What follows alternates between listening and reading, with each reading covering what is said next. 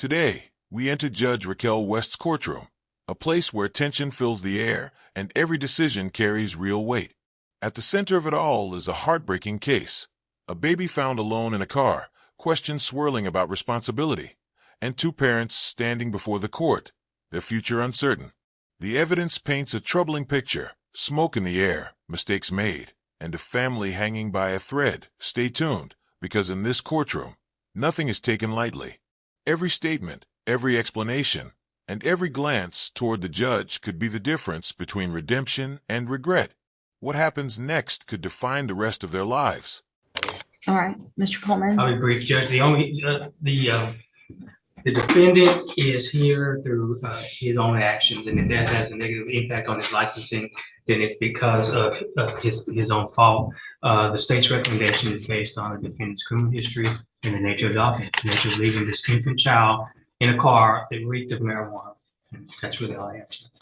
If I could just respond briefly, it seems like that obviously he's got to support the family, and that's in the child's interest that he maintain employment, that he's able to support the family. So Do you have regular drug testing with your job? Yes, ma'am.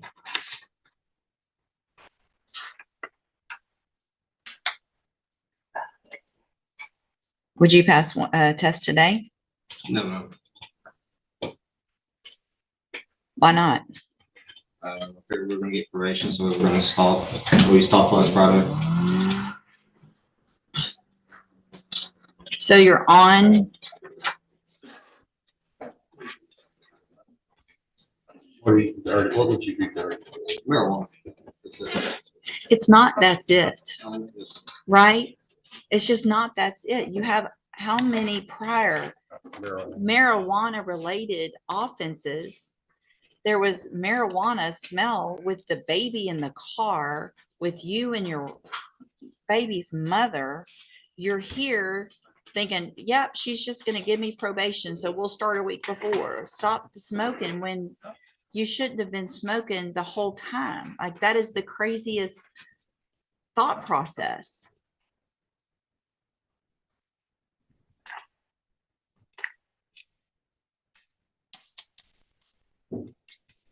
So all this talk about your job and how important it is, what if they drug test you? It must not be that important to you. It is. It's not. Clearly, it's not. Taking care of your family is clearly not a priority if you're still smoking marijuana, knowing that you could lose your job, knowing that you could go to prison.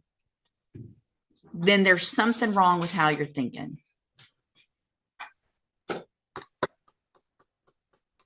I'm not sure what I'm going to do. Have a seat in the jury box and I'll think about it. I'm going to hold the other one for a few minutes. I'll think about them and take care of it in just a minute.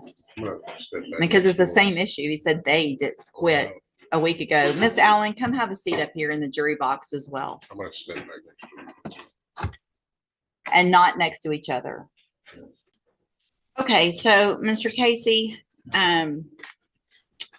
again, we've already gone over what you were here for, what you pled guilty to. It doesn't take long before Judge West's patience begins to wear thin. The tension in the room builds as Mr. Casey openly admits he wouldn't pass a drug test. A startling revelation considering that his child's future hangs in the balance. The admission lands heavily, echoing through the courtroom like a warning bell to Judge West. This isn't just poor judgment. It's a direct show of disregard for responsibility and respect for the court. Her expression says it all. In a case this serious, honesty without accountability feels more like defiance than sincerity. I'm not going to worry about getting a test that you would test positive for smoking marijuana after all of the things that I've read and seen in your pre-sentence report.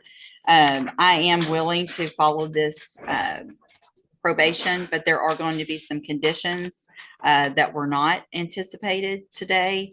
And I want you to know, as I'm saying what those are, it's the only way I'm going to follow the agreement and give you probation. So here's what I'm going to do. I'm going to find that you entered your plea of guilty freely and voluntarily. I'm going to find sufficient evidence to find you guilty. I am going to give you the opportunity on a deferred probation because I want you to be able to work and provide. So I'm going to defer all proceedings and place you on probation for a period of 5 years. I'm going to order a fine in the amount of $1,000. I'm also going to order that you enter and successfully complete the ISF program, the cognitive track of ISF. That means you're going into custody today. It's a 90-day program that is to help you make better thinking decisions. And when you are released, you are going to be required to enter and successfully complete the JCDI program for drug treatment, because obviously you need help with 2 different things in order to be successful in the future.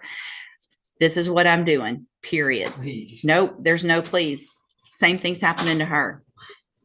So What? y'all need to, y'all need to stop and you need to calm down, because y'all are the ones that made the decisions that you made that make absolutely zero sense. And so the only way that I feel comfortable with you being out on probation and possibly getting your child back is that you go through and get some kind of treatment so that you make better decisions, and so that you'll stop smoking marijuana a week before court.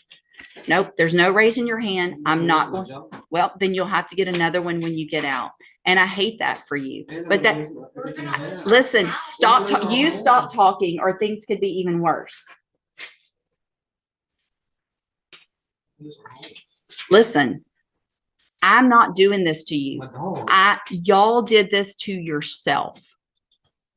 You did this to yourself. I didn't do this. So I'm sorry for doing this to you. I'm giving you what I think is your best possible situation to be able to be successful. All right. So again, you're ordered to the ISO. And here's the thing. You've got the deferred probation. This is a program to help you do better. When you get out, you're still on a deferred probation. You don't have a felony conviction on your record. You're going to be able to be successful. And if you are, the case gets dismissed at the end and you don't have the felony conviction. If you violate any condition of probation, then you're going to be back in court and you'll be found guilty and you'll be going to prison for up to 2 years. Do you understand? I'm handing you the trial court certification that shows this was an agreement that I followed. And so you've waived your right to appeal. You can go back with the bailiff. So you're Chelsea Allen. And Miss Allen, you were previously in court, entered a plea of guilty to the state jail felony offense of abandoning or endangering a child. I've received a copy of the pre-sentence report. Has everyone had an opportunity to review that report? Yes, Judge. I have, Are there any additions or corrections? No. So you went through an outpatient substance abuse treatment just last year, right? And you did that through Spindletop. And This moment marks the true turning point of the hearing. Judge West doesn't sugarcoat a single word. She draws a clear line between accountability and incarceration.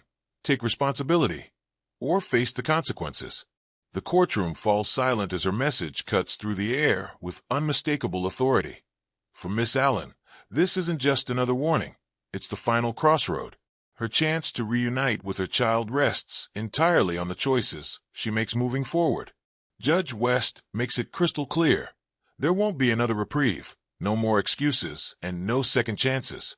This is her last window to prove she's ready to change her story. smoking marijuana a week before court. Are you smoking marijuana? Did you smoke marijuana a week ago? Yes, Yes. So based on that, and based on the fact that you've had outpatient treatment and you're smoking marijuana a week before court, obviously that gives me concern, and I'm going to, any other, I think the court will address this with the way you're fashioning this probation, but she did minimize, and I highlighted, certain portions. I did too. She kind of minimized her responsibility for this officer. Well, she does have obviously some mental health issues that she's following through with Spindletop. And at least she's honest here. Well, and here's the thing. I mean, you can get some points for being honest, but you also have to make better decisions. And when you've already gone through treatment and you're waiting for a felony court and you're still making those bad decisions, then the only way for me to have any sense of responsibility, I think, to what I have to do and to the community and for your child and for you to be successful is to get you more intensive help than what you've already had. So After this, I'm sorry. you're gonna be homeless. Listen, I appreciate what y'all are saying, but I didn't get, I did not get you here. I'm going to find that you entered your plea of guilty freely and voluntarily, find sufficient evidence to find you guilty. However, I'm going to follow the agreement and defer all proceedings and place you on probation for a period of 5 years. You're ordered to pay that $1,000 fine, and you're ordered to,